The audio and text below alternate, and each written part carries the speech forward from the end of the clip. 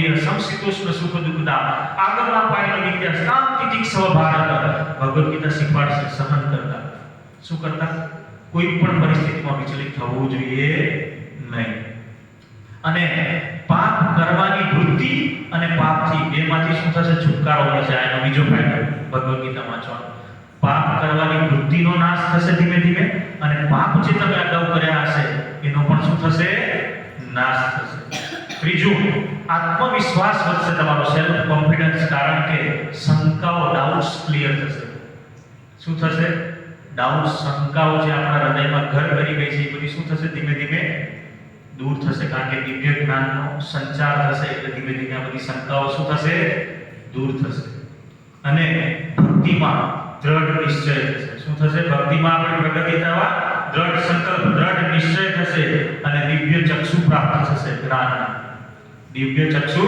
પ્રાપ્ત થશે અને વિનમ્રતા આવશે અને આપણે ગમે એવી સંગત કરતા હશું પણ એની કોઈ અસર આપણા ઉપર થશે નહીં તો હવે આપણે શરૂ કરશું ભગવદ ગીતા તો સ્ટેપ બાય સ્ટેપ આગળ વધશું પરંતુ એક જ આવતી વખતે બધા જોડે શું હોવું જોઈએ ભગવદ ગીતા એના મૂળ રૂપેની આવૃત્તિ કારણ કે હું શું કરીશ શ્લોક અહીંયા મને બોલીશ અને મારા પાછળ દરેક જણે શું કરવાનું છે ઉચ્ચારણ કરવાનું છે શું કરવાનું છે ઉચ્ચારણ એટલા માટે સાંભળવું કે હૃદય પરિવર્તન થાય માત્ર મનોરંજન માટે ભગવદ ગીતાનો ક્લાસ થશે નહીં પરંતુ હૃદય પરિવર્તન થાય જીવનમાં ઉતારાય એટલા માટે આપણે ભગવદ ગીતાનું શું કરશું રટણ વાંચન મનન અને આચરણ બરાબર બધા શાસ્ત્રો જોઈ લેશો એમાં શરૂઆત હોય મધ્ય હોય કે અંત હોય સર્વત્ર હરિ કીર્યતે એટલે કે દરેક જગ્યાએ હરિના ગુણગાન છે શું છે દરેક જગ્યાએ અને મહાભારતમાં એક ભીષ્મ પર્વમાં ભગવદ ગીતા છે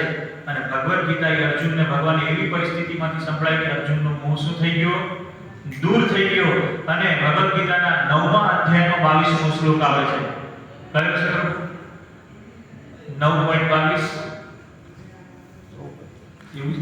અનન્યશ્ચ ચિંતયંતો મામ યે જના પર્યુપાસતે તેષાં નિત્યભિયુક્તાનાં યોગક્ષેમ્ય વહામ્યહં આ જે પાછળવાળું સેન્ટેન્સ છે તમને એવું લાગે છે સાંભળેલું છે યોગક્ષેમ્ય વહામ્યહં જનરલી પ્રચલિત છે ખૂબ પૂરી પાડે છે વાસ્તવમાં એલઆઈસી નથી ભગવાન બોલેલું સૂત્ર છે તો એનો અર્થ એ છે કે જે ભક્ત અનન્ય ભાવથી મારું ચિંતન કરે છે મને નિરંતર ભજે છે એની દરેક જરૂરિયાતોનું ધ્યાન અને એના કરે જે છે એનું રક્ષણ કોણ કરે છે ભગવાન સાઉથમાં એક બ્રાહ્મણ હતા દક્ષિણ ભારતમાં એક બ્રાહ્મણ હતા એ એટલા બધા અનન્ય ભાવથી ભગવાનને ભજતા હતા પણ એ દરિદ્ર હતા કેવા હતા દરિદ્ર મજૂરી કરીને જીવતા હતા તો એને રોજનો એનો નિત્ય નિયમ કે શું ભગવદ ગીતાનું વાંચન કરવાનું પણ આગળ શ્લોક ત્યારે જ વાંચવાનો કે પેલું એકદમ સમજી જાય અને આચરણ મૂકી દે પછી જ આગળનો શ્લોક વાંચવો તો એમ કરતા કરતા ભગવાનમાં શ્રદ્ધા એટલી દ્રઢ કે ભગવદ ગીતાનો અધ્યાય 9 આયા શ્લોક સંખ્યા 22 અને આ શ્લોક જ્યારે વાંચ્યો ત્યારે છેલ્લી લીટીમાં એમને શંકા ગઈ કે ભગવાને કીધું કે હું મારા ભક્તની દરેક જરૂરિયાતો પૂરી કરું છું તો એને એવું થયું સારું ભગવાન સ્વયં જરૂરિયાતો પૂરી કરવાના ભગવાન કાં તો કોઈ પાર્ષદને મોકલે કોઈ સેવકને મોકલે પણ ભગવાન પોતે આવે મને માનેમાં આવતું એમને તરત જ ખડીઓ લીધો અને પીછાથી લાલ સાઈ હતી એ ભગવદ ગીતા ઉપર શું કર્યું ચેકો માર્યો શું કર્યું યોગ શેમ્ય વહામ્યહં હતું ને એ લીટી ઉપર એ લાઈન ઉપર ચેકો માર્યો કારણ કે આ મને યોગ્ય લાગતું હું આને સુધારી મારી રીતના નવી રચના કરીશ એમ કર્યામાં મધુકરી માંગવાનો સમય થઈ ગયો અને એ બ્રાહ્મણ મધુકરી માંગવા માટે નગરમાં ગયા ત્યારે ઈ એમના ઘરે ખાવાનું એટલું બધું એમ કે હતું નહીં જેમ મધુકરી લાવે પછી જ એમના ઘરે પ્રસાદ બનાવી એની ભોજન લઈ શકતા તો જ્યાં ઘરે જાય ને એને કોઈ મધુકરી મળે નહીં કોક કે આજે અમારા ઘરે બધા બીમાર છે કોક કે આજે અમારા ઘરે કોકનું મૃત્યુ થઈ છે એટલે અમે તમને કશું આપી શકશું નહીં કોકના ઘરે ટાળું એવી રીતના આખો દિવસ કેટલા ઘર ભર્યા ત્યાંથી એમને મધુકરીમાં કોઈ પણ સામગ્રી મળી નહીં એકદમ હતાશ થઈ ગયા અને એમને નિરાશા એટલી થઈ કે હવારે પાછો શ્લોકમાં ચેકો માર્યો હતો કે ભાઈ ભગવાન જરૂરિયાતો આપવા તો નથી આવતા પણ હું ગયો છું તોય નથી મળતી તો આપવાની વાત તો દૂર રહી તો આ બાજુ એકદમ નિરાશ થઈ ગયા અને એના ઘરે કે બારનો ખટખટાવ્યો એટલે જે બ્રાહ્મણ પત્ની હતા એમને દરવાજો ખોલ્યો. બ્રાહ્મણ પત્નીએ દરવાજો ખોલ્યો તો બારે જોયું એક નાના બાળક, કિશોર વયના 12 વર્ષના એક સુંદર બાળક, અને ખંભા અને પીઠ ઉપર મોટો સામાન ઉચકેલો, બે હાથેથી એક મજૂર લઈને આવતો એ રીતના. તે બ્રાહ્મણ પત્નીએ પૂછ્યું, કોણ છો તમે? અહીંયા શા માટે? કે હું તમારા પતિનો શિષ્ય છું. કોણ છો? એ કે ના ના ના, મારા પતિના તો કોઈ શિષ્ય છે. અરે તમને ખબર નથી, હું તમારા પતિનો શિષ્ય છું અને બજારમાંથી મને આ બધી ભોજન સામગ્રી લઈને આપી છે. જા ઘરે આ પુરાણીને અને શું કરે, પ્રસાદ બનાવવાનું કે, એટલા માટે હું આવ્યો છું. તો મને આ સામગ્રી તમે ઉતારો. અને જો આ તમારા પત્નીએ કે તમારા પતિએ મને આવતે વાર લાગી એટલે શું કર્યું છે, સોટી ફટકારી, પીઠ ઉપર લાલ નિશાન થઈ ગયું છે. શું થઈ ગયું છે? પીઠ ઉપર ચાંદીનું નિશાન. તો એના પત્નીને દયા આવી કે ના ના, તમે જશો, હું તમને શું કરું, ભોજન તમારા માટે બનાવું, તમે ફ્રેશ થઈ જાઓ. મારા પતિ આવતા હશે. મારા પતિ આવતા કઠોર હૃદયના થઈ ગઈ તો મને ખબર નથી. આવું કોઈ દિવસ કરે નહીં, પણ કેમ આવું બન્યું એમ? ના ના, તમે બેસો, હું આવશે એટલે ફરિયાદ કરી છે. ત્યારે એને એક રૂમમાં બેસાડ્યા, આરામ કરવા, અને બધો સામાન લઈ પ્રસાદ બનાવવાની તૈયારી કરી. અને આ બાજુ હતાશ હૃદય પાછા આવ્યા બ્રાહ્મણ. ત્યારે બ્રાહ્મણે પત્નીને કીધું, આજે હું ભિક્ષામાં કંઈ લાવ્યો નથી. પત્ની કે શું મજા કરો છો? પછી અંદર બતાડ્યું, આટલી બધી સામગ્રી કોણ આપી ગયું? અરે તમે તો બહુ તમારા શિષ્ય. અરે મારો કોઈ શિષ્ય જ નથી. એટલે બ્રાહ્મણને ધીમે ધીમે લાઈટ થઈ ગઈ. નક્કી આંખોમાં તાલ છે, આંખોની લીલા છે, હરીની લીલા છે. એટલે કે ક્યાં છે? તેઓ અંદર રૂમમાં જ છે. એટલે જરા ફરી એકદમ ઉતાવળા થઈને બ્રાહ્મણ અંદર જઈને જોવે તો કોઈ હતું. એટલે બ્રાહ્મણને મગજમાં ખબર પડી, ભાઈ નક્કી લોચો પડ્યો. આપણે તરત જ એમના જોડે એક જ પુસ્તક હતું લાલ, એને તરત જ ઉઠાઈ રાખવામાં બોલી ભગવદ ગીતા 9.22 જોયું તો એ લાલ નિશાન હતું.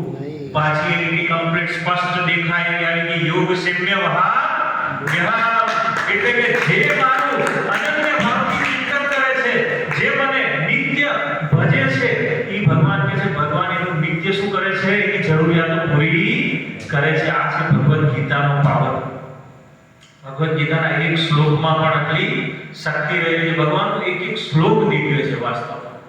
જે કોર્સ ચાલશે એમાં મુખ્યત્વે 3 ચર્ચા કરશું આપણે, કે દરેક શ્લોકનો સાર અને અધ્યાયનો સાર એ આવશે, અને એક શ્લોકનું બીજી શ્લોક સાથે કેવી રીતે જોડાણ. એટલે એકવાર જો તમે એબ્સન્ટ રહે તો બીજી વખત ને ખબર પડશે.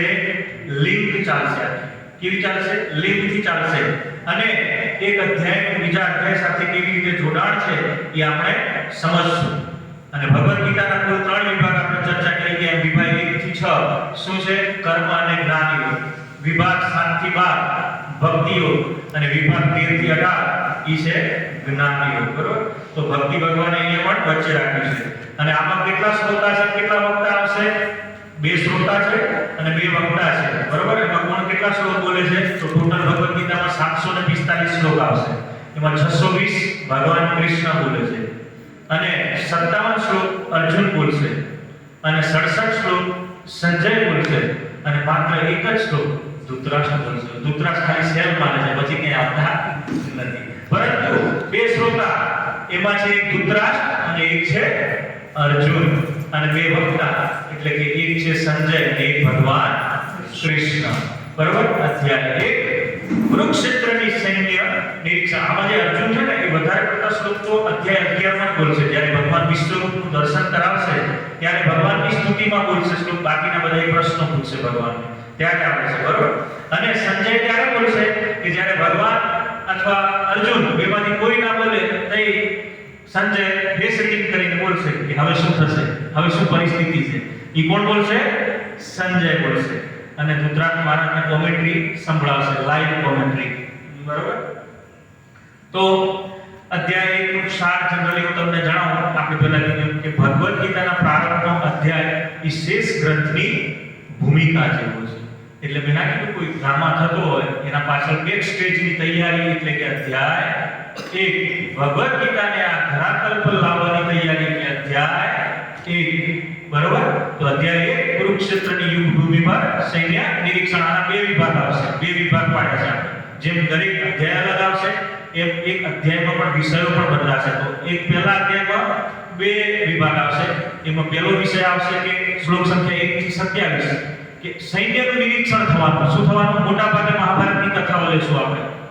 જનરલી 1 से લઈ અને 27 સુધી મહાભારતની કથા, એમાં કોઈ તત્વજ્ઞાનની ચર્ચા આવશે નહીં. અને 28 થી 46 શ્લોકમાં શું આવશે? અર્જુનના ના લડવાના તર્ક રજૂ કરશે. અર્જુન 5 તર્ક રજૂ કરશે. વિભાગ 2 માં 28 થી લઈને 46 સુધી અર્જુન યુદ્ધ ના કરવાના 5 કારણ રજૂ કરશે. તો શરૂ કરવો છે પહેલો શ્લોક આજે કે એનું મહત્વ લેવું છે. તમે ગોએમાંથી કોટ કર્યા છે પદ્મ પુરાણ, એટલે તમને કંઈક ખબર પડે, એક અધ્યાયનું મહત્વ આપશે. તો એક વખત શિવજી અને પાર્વતીજીનો સંવાદ ચાલતો હતો. ત્યારે શિવજીને પાર્વતીજીએ પૂછ્યું કે હે નાથ, તમે ભગવાન કૃષ્ણના ગુણગાન અને એની લીલાઓની ચર્ચા તો બહુ કરી, પણ મને ભગવદ ગીતા વિશે જણાવો. શિવજીને શું પૂછ્યું પાર્વતીજીએ? ભગવદ ગીતા વિશે જણાવો. ત્યારે શિવજીએ કીધું કે હે ભગવતી, તે જે આ પ્રશ્ન કર્યો એ જ પ્રશ્ન કોને કર્યો? તો લક્ષ્મીજીએ. એટલે હું તને એ કથા કહીશ. હવે શિવજી કથા કહેવાનું ચાલુ કરે. કથાની અંદર કથા આવશે એટલે તમે ધ્યાનથી સાંભળજો. તો શિવજીએ કીધું કે એક વખત શેષનાગની શૈયા ઉપર ભગવાન વિષ્ણુ યોગ નિદ્રામાં પોઢેલા હતા અને લક્ષ્મીજી, એ જીતી આપણે અત્યાર સુધી જેટલા ફોટા જોયા લક્ષ્મીજી કહેવાય ભગવાનના ચરણ કમળમાં ભગવાનના ચરણ પખાળતા હોય. તો લક્ષ્મીજી ભગવાનના ચરણની સેવા કરતા હતા. અને એ વખતે લક્ષ્મીજીએ વિષ્ણુ ભગવાનને શું પૂછ્યું? હે નાથ, હે કમલનયન, હે નારાયણ, કે તમે આ રીતે યોગ નિદ્રામાં હો તો આ જે સંસાર, કારણ કે આપણે જોયું કે મહાવિષ્ણુ કારણોદક્ષય સાગરમાં શયન કરે ને, ભગવાનના રોમે રોમમાંથી શું ઉત્પન્ન થાય? બ્રહ્માંડ નીકળે અને ભગવાન એક એક બ્રહ્માંડમાં પ્રવેશ કરે અને એમાંય પાછા ગર્ભ સાગરમાં શું કે શયન કરે અને એમાંય પોતાના નાભીમાંથી કમળ ઉત્પન્ન થાય અને 14 લોકનું નિર્માણ થાય. તો આટલી મોટી સૃષ્ટિનું સંચાલન ભગવાન, તમે તો મન જોઉં તેવું યોગ નિદ્રામાં જ હોરા, આ બધું સંચાલન કોણ કરે? લક્ષ્મીજીએ શું પ્રશ્ન પૂછ્યો કે તમે પ્રભુ યોગ નિદ્રામાં હોરા, આ સૃષ્ટિનું સંચાલન કેવી રીતે થાય? તમે દખલ કરતા નથી. તો ભગવાન કહેરા, લક્ષ્મીજી, મારી ઘણી બધી શક્તિ છે. કેવી? ભગવાનની કલાગીરી શક્તિ, ભગવાનની બહિરંગ શક્તિ, આપણે જીવની ભગવાનની તટસ્થ શક્તિ કહેવાય. તો આવી ભગવાનની ઘણી બધી શક્તિઓ હોય, શક્તિઓનો વિસ્તાર છે. તો ભગવાન કહેરા, મારી શક્તિઓની દેખરેખ હેઠળ આ બધા સંસારમાં શું થાય? નિયમન થાય છે. તો મારી શક્તિઓ વિશે અને મારા વિશે જો જાણવું હોય ને, ભગવાન વિષ્ણુના શબ્દો છે પદ્મ પુરાણમાં, અને એ શિવજી દ્વારા કહેવાય છે કે મને મારા યથાર્થ રૂપમાં જાણવો હોય, મારી શક્તિઓ વિશેની સમજ મેળવવી હોય તો શું કરવું પડશે? ભગવદ ગીતા. ભગવદ ગીતાનું અધ્યયન કરવું પડશે, ભગવદ ગીતાને સમજવી પડશે. ત્યારે જીવ જાણી શકશે કે મારી શક્તિઓ કેવી રીતે કામ કરે. આ ભગવાન વિષ્ણુ લક્ષ્મીજીને કહે છે. અને જો કોઈ ભગવદ ગીતાનું અધ્યયન કરે, ભગવાન વિષ્ણુ તો ત્યાં સુધી શબ્દ વાપરે છે કે ભગવદ ગીતા એ મારું સ્વયંનું રૂપ છે. શું છે? ભગવદ ગીતા મારાથી અલગ નથી. અને ભગવદ ગીતામાં 1 થી 5 અધ્યાય એ મારા મુખ સમાન છે, મુખ મંડળ છે મારું. ભગવદ ગીતા 5 થી 15 અધ્યાય ભગવાનના હાથ છે, ચતુર્ભુજ સ્વરૂપમાં ભગવાનના હાથ સમાન છે. અને ભગવદ ગીતાનો 16મો અધ્યાય ભગવાનના ઉદર સમાન છે. અને ભગવદ ગીતાનો 17મો અને 18મો અધ્યાય શું છે? ભગવાનના ચરણ સમાન છે. વિચાર કરો, ભગવદ ગીતાને ભગવાન શું કહે છે? મારું સ્વરૂપ છે. અને ભગવાન એમ કહે છે કે ભગવદ ગીતાનો જો કોઈ એક શ્લોક, એક નહીં જવા તો અડધો શ્લોક, અડધો નહીં જવા તો 5 શ્લોક, 0.25 ચોથા ભાગનો શ્લોક જો નિયમિત કોઈ વાંચે તો એને શું થાય? કોના જેવી એની ગતિ થાય? સુશર્મા જેવી ગતિ મળશે. કેના જેવી? સુશર્મા. વિચારો, ભગવાન વિષ્ણુએ શું સ્ટેટમેન્ટ વાપર્યું? જો કોઈ ભગવદ ગીતાનો એક શ્લોક, ચલો એક નહીં, અડધો શ્લોક, અડધો નહીં, અડધો શ્લોક જો નિયમિત વાંચે તો એની શું ગતિ થાય? એ ભગવાન વિષ્ણુ શું કહે છે? સુશર્મા જેવી એની ગતિ થશે. કોના જેવી? તો લક્ષ્મીજીને કુતૂહલ થયું કે આ સુશર્માની ગતિ એટલે શું, અને એને એવું તો શું કર્યું, તે એને શું ગતિ મળી, મારે જાણવું છે.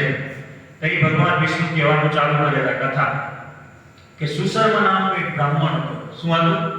સુશર્મા નામનો એક બ્રાહ્મણ હતો જેનો જન્મ બ્રાહ્મણ કુળમાં થયો હતો, પરંતુ એનું આચરણ એટલું બધું ખરાબ હતું, એટલા બધા, આપણે જે મજામલની કથા સાંભળી ને શ્રીમદ ભાગવતમમાં આવશે એવી રીતના બ્રાહ્મણ હતો, છતાંય વૈદિક જ્ઞાનમાં કોઈ રુચિ નહીં, કોઈ દાન આપવામાં રુચિ નહીં, કોઈ યજ્ઞ કરવામાં રુચિ નહીં, કોઈ શાસ્ત્રાર્થ કરવામાં રુચિ નહીં, અને કોઈ મંત્ર જપ કરવાનો નહીં. બરોબર? એટલે અતિથિ કોઈ ઘરે આવે તો એનું અપમાન કરવું, લૂંટફાટ કરવી, માંસાહાર કરવું, મદ્યપાન કરવું, દરેક પ્રકારના પાપી બ્રાહ્મણ કરતો હતો. એટલે અને એનો ધંધો શું હતો ખબર?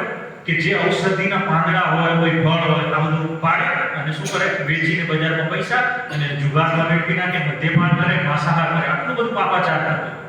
એટલે એક વખત એ જ્યારે વનસ્પતિના પાંદડા ચૂકતો તો જંગલમાં, એ વખતે એક સર્પ આવીને એને દંશ માર્યો અને સુશર્માનો શરીરનો ત્યાગ કર્યો. અને એ જીવ ક્યાં ગયો?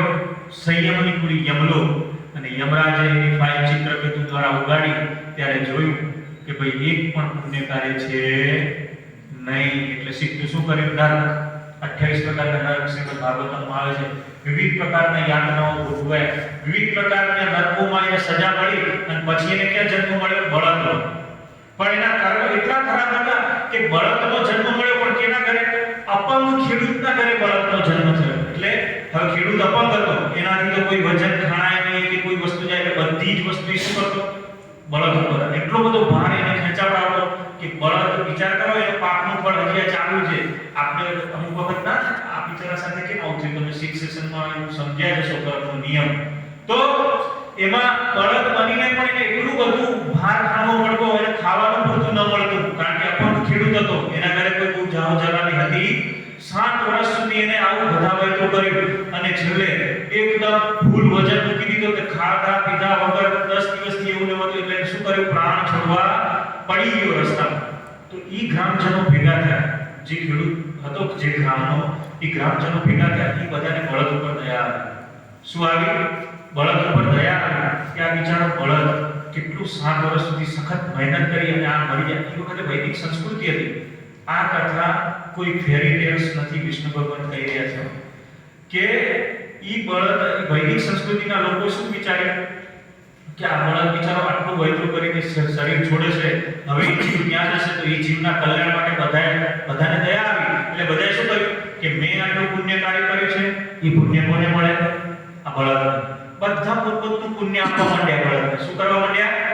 કે જીવની સદગતિ થાય એટલે બધા પોતપોતના પુણ્યનો ભાગ શું કરવા માંડ્યા? બળદને આપવા માંડ્યા. ઈ ગામમાં એક પ્રોસ્ટિટ્યુટ રહેતી હતી. કોણ રહેતી હતી? પ્રોસ્ટિટ્યુટ. જ્યારે પ્રોસ્ટિટ્યુટ આવી તો એને થયું સર બધા પોતાનું પુણ્ય આપે છે, મને પણ લાવ થોડું આપવાનું. પણ પ્રોસ્ટિટ્યુટ કે મારા જીવનમાં તો મેં કોઈ એવું સારું કાર્ય કર્યું જ નથી, હું શું એને આપીશ? હું શું આપું? મારા જોડે કોઈ એવું સારું કાર્ય છે જ નહીં. તો એને પછી યાદ આવ્યું, હે પ્રભુ, એને એવું વિચાર્યું, હે પ્રભુ, મારા જીવનમાં થોડું ઘણું સારું કાર્ય હોય ને તો એ આ બળદને એનું પુણ્ય પ્રાપ્ત થાવ. એટલે બળદ પાછા ગયા સંયમની પૂરી યમલોક કે ભાઈ ચલો બળદનું શરીર રહ્યું, હજી બીજા હવે કોનું શરીર મળશે? યમરાજે પાછી ફાઇલ ખોલી, પણ આ વખતે બધા થોડા પુણ્ય જમા થયા હતા. તો યમરાજે અરે પાપ તો સમાપ્ત, ફિનિશ. હવે તો તારે ઉચ્ચ કુળ બ્રાહ્મણના ઘરે જન્મ લેવું થઈ ગયું. તો પેલા સુશર્મા બ્રાહ્મણને એમ થયું, સર મેં આટલા પાપ કર્યા તો મને તેમાં તો હજી કેટલી 84 લાખ યોનિમાંથી પસાર થવા તો છેલ્લે મનુષ્ય જન્મ આવે, તો હજી તો કેટલું ભ્રમણ કરવાનું? એના બદલે ડાયરેક્ટ ઈ પણ એક સુશિક્ષિત, એક વ્યવસ્થિત બ્રાહ્મણના ઘરે જન્મ. ઈ કેવી રીતે શક્ય બન્યું? તો યમરાજે કીધું, ભાઈ એક પ્રોસ્ટિટ્યુટ હતી, એને તને જે પુણ્ય આપ્યું ને એના લીધે તારું આ બધું પાપ કપાયું.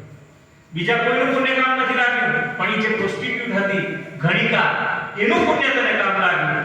તો બ્રાહ્મણનો વિચાર થયો, ઓકે હેલો, એને જે યમરાજ એને જે પૂછે તું કે શું પુણ્ય હતું, તો મારી પાછા બ્રાહ્મણના ઘરે જન્મ થયો. પણ આ વખતે ભગવાનની કૃપાથી, યમરાજની કૃપાથી એને બધું યાદ હતું કે હું સુશર્મા હતો, નરકમાં ગયો, બળદ બન્યો અને પાછો બ્રાહ્મણના ઘરે જન્મ થયો.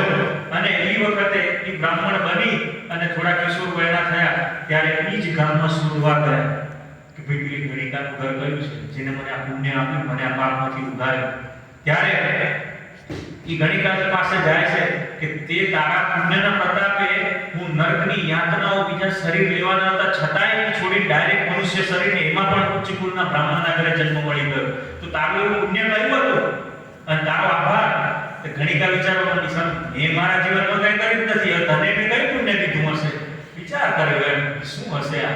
તો એને યાદ આવ્યું, હા મારા શું એ પિંજરામાં પૂરેલો એક પોપટે જે શું કરેલો એક અમુક શ્લોક બોલેલો અને ઈ રટણ હું કરતી કે કદાચ ઈ પુણ્ય હોય તો તું હાલ ઈ પોપટને જઈ પૂછી તો સુશર્મા બ્રાહ્મણ એના ઘરે જાય અને પોપટને પૂછે એ પોપટ તું કયા શ્લોક બોલો એમ તો પોપટ કે શ્લોક તો હે પણ એનો ઇતિહાસ છે આજ કે શું ઇતિહાસ છે ઈ કે મને આ શ્લોક આવડે છે એના પાછળ ઇતિહાસ છે હું કેમાં પોપટના શરીરમાં એનો ઇતિહાસ છે હવે પોપટ કથા કરે છે તો પોપટે એમ કીધું હું પણ એક બ્રાહ્મણ હતો પરંતુ મારી એવી દ્વેષ ભાવના હતી મારામાં કે મારાથી સારું કોઈ જાણતું હોય તો મને દ્વેષ આવતો હું એને નીચું દેખાડતો હું બધાનું અપમાન કરતો રહેતો આ મારામાં જ્ઞાન તો વધારે હતું પરંતુ મેં હંમેશા લોકોને નીચું દેખાડવા દ્વેષ કર્યો છે લોકોનો હંમેશા એટલે મને શેનું શરીર મળ્યું પોપટનું શરીર મળ્યું અને